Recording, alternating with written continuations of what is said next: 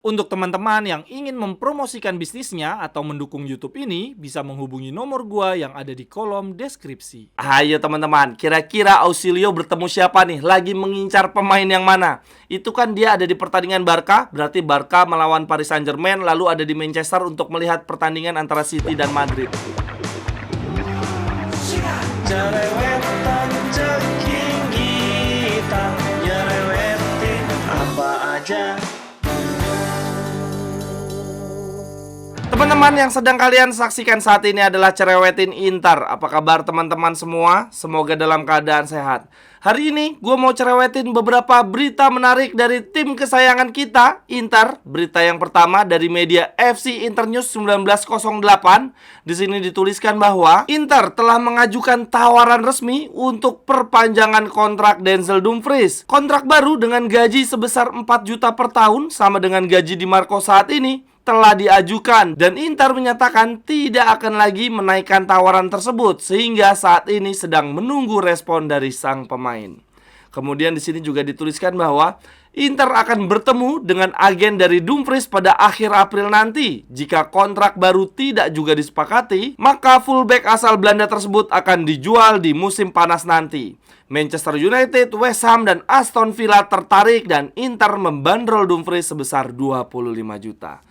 Waduh, ada aja adaptasi pemain baru lagi. Inter sendiri saat ini sedang bersiap kehilangan Dumfries ya teman-teman. Ini terlihat dari banyaknya nama baru yang berseliweran. Ini terakhir ada fullback dari Almeria, namanya Mark Pubil. Tuttomercato.web mengatakan bahwa jika Denzel Dumfries dijual di musim panas ini, opsi kejutan yang terbaru bagi Inter adalah bek sayap Almeria bernama Mark Pubil yang dihargai sekitar 20 juta. Anjir, mahal banget. AC Milan juga disebut-sebut menaruh minat kepada pemain berusia 20 tahun tersebut. Wah, ini terlalu hijau nggak sih teman-teman? Jual Dumfries 25 juta, terus kita beli pemain lain antah berantah dengan harga 20 juta. Sayang banget kayaknya uangnya ya. Lalu jauh sebelum itu, tersiar kabar juga bahwa Inter berminat untuk membeli fullback MU, Aaron Wan-Bissaka. Disinilah Gazeta mengatakan, jika Denzel Dumfries dijual, Inter bakal sangat tertarik dengan fullback Manchester United, Aaron Wan-Bissaka. United memasang angka 15 juta untuk fullback tersebut. Lalu di sini Gazeta juga bilang bahwa Inter juga tertarik pada back sayap muda Fiorentina, Mikhail Kayode. Tetapi harga pemain berusia 19 tahun tersebut akan sangat mahal, sehingga Inter membutuhkan beberapa pemain muda lainnya sebagai pertukaran untuk mengurangi biaya. Wah, ini kok nama-nama yang berseliweran gak ada yang meyakinkan ya. Menurut gua kalau Inter sampai ngejual Dumfries, itu penggantinya harus pemain yang udah paten sih, pemain yang berada di usia emas dan sudah siap langsung dipakai. Karena wingback kanan kita lainnya saat ini kita cuma punya Tajon Buchanan yang usianya masih muda dan saat ini juga belum klik ya di tim utama. Sehingga menurut gua bahaya banget, bisa jadi blunder tersendiri kalau kita ngambil wingback kanan yang usianya muda, tidak berpengalaman di Serie A. Bisa-bisa di musim depan dua sisi wingback kita nanti jomplang ya. Di sisi kiri kita punya dua pemain dengan kualitas setara, sama-sama berpengalaman dan kita tidak pernah khawatir siapapun yang ditampilkan. Sedangkan di sisi sebelah kanan, ini bisa-bisa menjadi momok tersendiri nih. Karena Tajon Buchanan pun di musim ini lebih banyak bermain di sisi kiri. Dan Darmian juga semakin tua. Makanya sangat amat krusial nih pengganti Dumfries nanti kalau bisa adalah pemain yang sudah siap pakai. Lalu kemudian teman-teman, terkait pencarian pemain baru untuk musim depan, ini ada berita yang sangat amat menarik. Gazeta mengatakan bahwa Direktur Olahraga Inter, Piero Ausilio, berada di Barcelona kemarin dan di Manchester pada hari ini saat pertandingan Liga Champions untuk bertemu dengan berbagai rekan seprofesi dalam mempelajari potensi peluang pasar menjelang musim depan. Ayo teman-teman, kira-kira Ausilio bertemu siapa nih? Lagi mengincar pemain yang mana? Itu kan dia ada di pertandingan Barca, berarti Barca melawan Paris Saint-Germain, lalu ada di Manchester untuk melihat pertandingan antara City dan Madrid. Dari 4 klub tersebut, kira-kira siapa nih yang kontraknya udah mau habis atau kontraknya tinggal tersisa 1 tahun ya? Kalau gue kok kayaknya mulai berharap Hakimi nih teman-teman datang di musim depan. Kayaknya dia udah gak kerasan di Paris Saint-Germain setelah ditinggal oleh Mbappe. Kayaknya Liga Prancis sudah gak seru lagi deh menurut gue. Kemudian lanjut berita yang berikutnya, masih terkait bursa transfer musim depan. Ini dari media Tuttosport mengatakan bahwa Inter akan mempertimbangkan melepas Arnautovic apabila ada penawaran sebesar 5-6 juta. Wah, ini termasuk pembelian gagal ya di musim ini. Duh, kira-kira ada nggak ya teman-teman klub di luar sana yang mau beli Arnautovic dengan harga 5-6 juta? Ya, setidaknya bisa jadi tuker tambah pemain lah untuk ngurangin harga. Semoga ada yang mau. Dan sepertinya ya teman-teman, untuk posisi striker musim depan, Simone Inzaghi masih mencari 1-2 striker lagi. Karena kan Arnautovic dan Alexis Sanchez hampir pasti dilepas.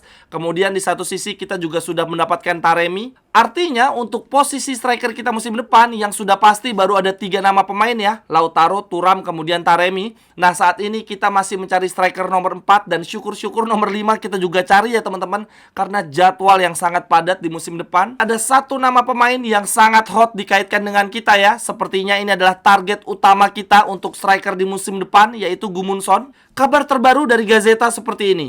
Inter telah melakukan kontak resmi dengan Genoa hari Minggu yang lalu untuk memahami potensi kesepakatan merekrut Albert Gudmundsson. Harganya terlalu tinggi dan mungkin saja Inter tidak dapat memenuhi permintaan tersebut. Namun Inter bisa saja menyertakan pemain lain dalam kesepakatan untuk menurunkan harga, meskipun pembicaraan belum mencapai tahap tersebut. Saat ini kedua klub baru akan bertemu lagi ketika dinamika kepemilikan Inter sudah lebih jelas. Ada aja ya teman-teman, baru akan bertemu lagi ketika dinamika kepemilikan Inter sudah lebih jelas. Ini ketidakjelasan posisi Zhang ya, mau lanjut atau enggak, sangat mempengaruhi rencana transfer kita di musim depan. Dan bahkan bukan cuma sekedar rencana transfer ya, tetapi juga rencana perpanjangan kontrak. Ini statusnya Barella dan Lautaro Martinez juga tertahan menunggu kepastian dari Presiden Zhang. Jujur gue sangat berharap sih kita bisa dapat Gudmundsson. Gaya bermainnya adalah tipe penyerang yang kita butuhkan ya, yang bisa turun menjemput bola, kemudian kreatif, membuka ruang juga. Karena ini ternyata Thuram, ya dia tidak jelek sih, dia bagus di musim ini, tetapi sayangnya tidak konsisten ya. Di awal musim bagus, ini menjelang akhir musim malah anyep, dan anyepnya lama banget lagi anjir. Jadi kita butuh pemain rotasi untuk Thuram. Nah, usul gua demi mendapatkan Gudmundsson ya, supaya Genoa rela melepas Gudmundsson, nih selain kita kasih uang tunai, kita kasih 2 striker hebat lainnya, yaitu Arnautovic dan juga Korea. Udah gue ikhlas lahir batin deh tuh. Teman-teman yang ingin membeli jersey Inter, jersey home, away, jersey ketiga, atau bahkan jersey transformer dengan harga terjangkau dan sekaligus turut membantu mengembangkan, mendukung YouTube Cerewetin Inter, silakan membeli di akun Tokopedia dan Shopee gue ya. Jersinya bisa custom nama dan juga nomor punggung, atau kalau teman-teman mencari jersey Inter di tahun-tahun lawas dan juga jersey klub-klub lainnya, bisa juga. Silakan langsung aja ya, cek kolom deskripsi, di situ ada link untuk pembelian jersey dan juga kontak gue. Terima kasih. Kemudian lanjut berita yang berikutnya terkait situasi keuangan kita teman-teman, dari media Sole 24 Ore. Di sini dikatakan bahwa Suning hampir pasti mendapatkan pinjaman dana baru dari perusahaan yang berbeda. Suning akan menggunakan pinjaman ini untuk membayar penuh pinjaman Oktri, sehingga akan memberikan waktu yang lebih banyak lagi bagi Suning untuk dapat menegosiasikan potensi penjualan klub. Di sini dikatakan ada 3 perusahaan pinjol yang sedang didekati. Yang pertama Ares Capital Corporation, ini perusahaan Amerika. Lalu ada Six Street Partner. Lalu kemudian perusahaan yang ketiga berasal dari Inggris, yaitu Hyphen Capital Management. Wah teman-teman, dari berita tadi itu kita bisa mengambil kuncinya loh. Kita bisa mengambil kesimpulan bahwa Suning melakukan pinjaman uang itu dilakukan bukan karena mereka ingin bertahan lama di Inter, melainkan agar mereka punya waktu yang cukup untuk menjual Inter. Jadi supaya tidak tergesa-gesa aja. Karena kalau waktu penjualan Internya mepet, bisa-bisa yang nawar Inter harganya keterlaluan, terlalu rendah, untungnya sedikit. Jadi mereka minjem uang supaya punya waktu yang lebih panjang untuk bernegosiasi menjual.